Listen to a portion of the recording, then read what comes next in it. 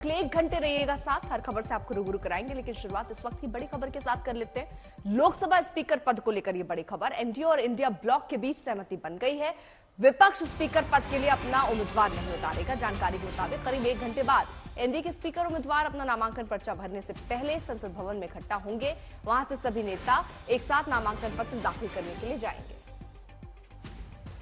तो ओम बिरला का नाम फ्रंट रेस में चल रहा है। ओम बिरला की मुलाकात भी हुई। यहां सुबह 11:30 बजे एनडीए के सांसद इकट्ठा होंगे संसद में। लेकिन आज भी अर्पिता पूरा का पूरा दिन जो शपथ लेने की प्रक्रिया है उसमें जाएगा। कल स्पीकर पद का चुनाव होगा, लेकिन आज से उसकी कवायद शुरू हो गई है। विपक्ष स्पीकर पद के लिए उम्मीदवार नहीं उतारेगा। ये एक बड़ी खबर है, क्योंकि ये माना जा रहा था कि स्पीकर पद को लेकर भी विपक्ष और सरकार में टकराव की स्थिति बन सकती है। लेकिन अब इस पद के लिए एनडीए और इंडिया गठबंधन में सहमति की स्थिति दिखाई दे रही है, क्योंकि स्पीकर पद के लिए अपना कैंडिडेट नॉमिनेट नहीं कर रहा है विपक्ष। हिमांशु मिश्रा हमारे साथ, हमारे सहयोगी इस वक्त जुड़ चुके हैं और जानकारी के साथ। हिमांशु, देखिए अब दो सवाल, ये एक तो डिप्टी स्पीकर कौन होगा और स्पीकर कौन होगा। ओम बिरला की मुलाकात से अंदाजा लगाया जा रहा है कि ओम बिरला ही होंगे, लेकिन डिप्टी स्पीकर को लेकर सस्पेंस है अभी। देखिए, बिल्कुल सस्पेंस अभी डिप्टी स्पीकर को लेकर इसलिए भी है क्योंकि आज सिर्फ जो है स्पीकर पद के लिए जो है नॉमिनेशन होना है। और ओम बिरला ने प्रधानमंत्री समेत तमाम वरिष्ठ मंत्रियों से जो है मुलाकात की है प्रधानमंत्री के दफ्तर में, संसद भवन में, जहां गृह मंत्री अमित शाह, रक्षा मंत्री राजनाथ सिंह, जेपी नड्डा, अश्विनी वैष्णव, निर्मला सीतारमण, तमाम लोग वहां पर मौजूद थे। और अब उनकी मुलाकात खत्म हो गई और 11:30 बजे के करीब जो है वो नॉमिनेशन जो है फाइल करने जब जाएंगे स्पीकर पद के लिए, जैसा सूत्रों के हवाले से खबर भी आ रही है कि ओम बिरला ही जो है अगले स्पीकर होंगे। और उनके साथ तमाम एनडीए के जो फ्लोर लीडर्स हैं और एनडीए के जो सहयोगी दलों के मंत्री हैं वो भी वहां पर मौजूद रहेंगे।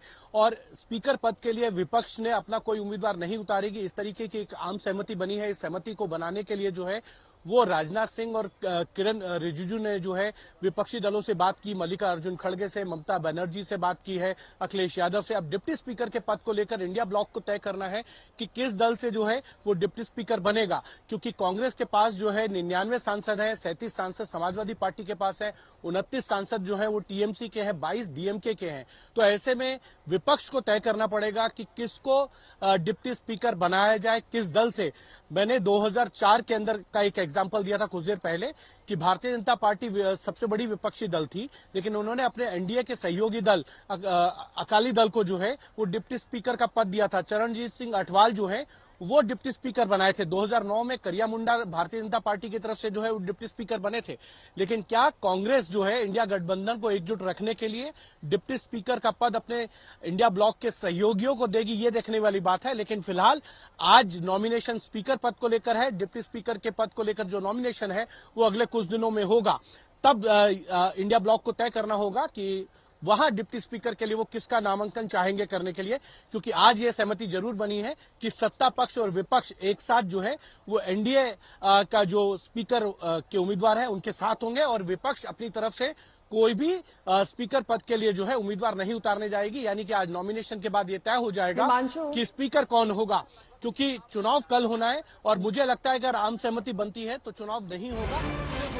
ठीक है, इस बीच बड़ी खबर बता देते हैं। स्पीकर पद को लेकर सूत्रों की तरफ से बड़ी खबर आ रही है कि स्पीकर पद के लिए विपक्ष अपना कैंडिडेट नहीं उतारेगा। ओम बिरला का नाम लगभग तय माना जा रहा है। जिस तरीके से सुबह से मुलाकातों का सिलसिला ओम बिरला का जारी है, उनका नाम तय माना जा रहा है।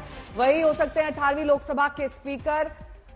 हिमांशु मेरे सहयोगी जुड़े हैं तमाम जानकारी के साथ। हिमांशु, ओम बिरला के नाम पर मोहर लग गई है और जिस तरीके से प्रोटेम स्पीकर के नाम पर कल हमने विरोध देखा था विपक्ष की ओर से, अब क्या कॉम्पेंसेशन के तौर पर उन्हें डिप्टी स्पीकर दे दिया जाएगा? विपक्ष का ही होगा डिप्टी स्पीकर, ये भी तय है? देखिए बिल्कुल विपक्ष का होगा, क्योंकि सरकार की तरफ से ये सहमति बनाने की कोशिश की गई। जैसा कि कल प्रधानमंत्री नरेंद्र मोदी ने कहा भी था कि सरकार चलाने के लिए बहुमत चाहिए होता है और देश चलाने के लिए सहमति। तो आज सरकार की तरफ से एक कदम आगे बढ़ाया गया और सहमति बनाने की कोशिश की गई कि स्पीकर पद पर जो है विपक्ष अपना उम्मीदवार ना खड़ा करे और डिप्टी स्पीकर का पद जो है वो विपक्ष के पास रहे, क्योंकि ये संसदीय परंपरा रही है कि डिप्टी स्पीकर का पद जो है वो हमेशा विपक्षी दलों के पास रहता है या विपक्षी दलों में जो सबसे बड़ा दल होता है उनके पास, या उनके अगर कोई गठबंधन है तो उसके पास रहता है। 2004 से 14 तक जो है वो तो अकाली दल के पास रहा। सुरेश का नाम आगे चल रहा है, हिमांशु के सुरेश का नाम। तो तमाम देखिए बिल्कुल के सुरेश 8 बार के सांसद हैं और वो तमाम कांग्रेस भी ये कोशिश करेगी उन्हीं का जो है डिप्टी स्पीकर बने। लेकिन क्या इस पर बाकी विपक्षी दल यानी इंडिया गठबंधन के जो साथी दल है वो सहमत होंगे? टीएमसी सहमत होगी, डीएमके सहमति। ठीक है, राहुल गांधी कि प्रधानमंत्री ने कहा है कि ऑपोजिशन को कंस्ट्रक्टिवली सरकार के साथ कोऑपरेट करना चाहिए। ऑपोजिशन ने क्लियरली कहा है, राजनाथ सिंह जी का खारगे जी को फोन आया, राजनाथ सिंह जी ने खारगे जी से कहा देखिए आप हमारे स्पीकर को सपोर्ट कीजिए।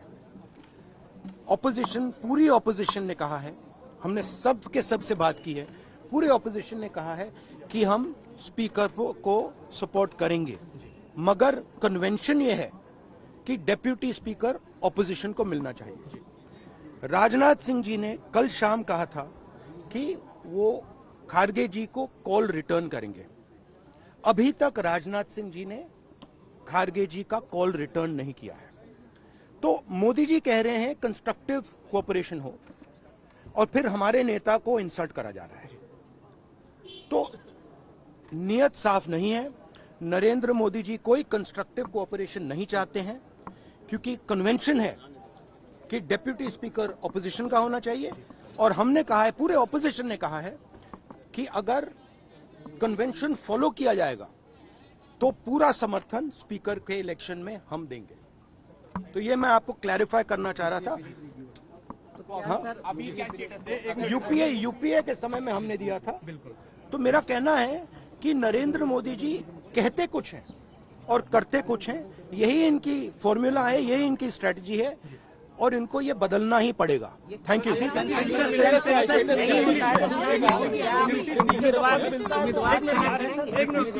देखिए इशू क्या है कि पूरा देश जानता है कि प्रधानमंत्री के शब्दों का कोई मतलब नहीं है।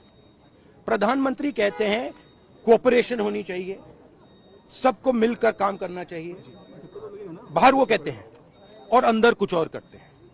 और हमारे लीडर को कहा गया कि कॉल रिटर्न होगा, अभी तक कॉल रिटर्न नहीं हुआ है।